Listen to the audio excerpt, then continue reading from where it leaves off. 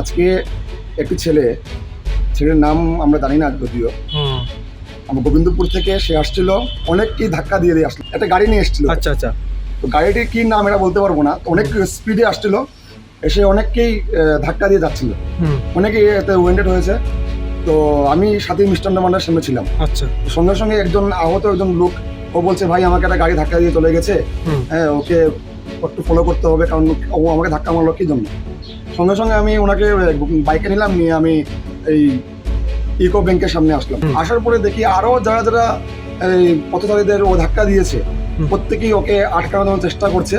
তখন সে প্রত্যেককে ধাক্কা দিয়ে এবং সে ব্যাক গিয়ার করেছে গাড়িটাকে, করে পিছনে আরো দুজন পথচারীকে ধাক্কা দিয়েছে এবং ওরা মারাত্মক জখম হয়েছে। মানে ওর টেন্ডেন্সি ছিল যে প্রত্যেককে মেরে হলেও সে এখান থেকে কোনোভাবে বেঁচে পার হওয়া। বাড়ির ঘর তো কতটুকু জানা নেই আমাদের, তো মানুষের মুখে যা শুনছি ওর বাড়ি কাছরঘাট এলাকাতে, আগে ছিল এখন বর্তমানে নেই। তবে এই ছেলেটি কৈলাসহরে সবসময় দেখা গেছে একটি পালসার বাইক নিয়ে প্রচণ্ড দ্রুত গতিতে কৈলাসহরে বাইক চালায়।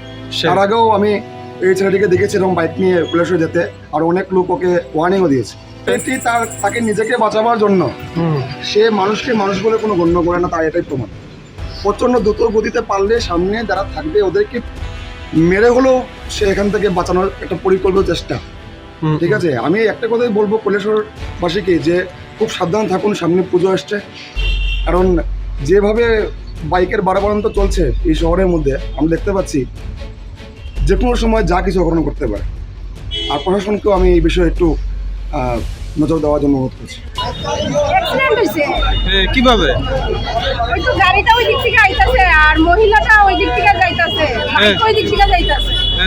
আর হে বুঝায় আগেও কোনখানে অ্যাক্সিডেন্ট হয়ে যাইছে, তারা তো কইতাছে এটা কাজল বোট না কারে মাইরাইছে, তাই পিছন দিকে হেরাইয়া এটা করতে ধরার লেগে। তারপরে হে ওই দিক থেকে ব্যাক ক্লিয়ার করছে, মহিলাটার সহ বাইক সহ পড়ে আছে, মহিলাটার পা মনে হয় ভাঙছে।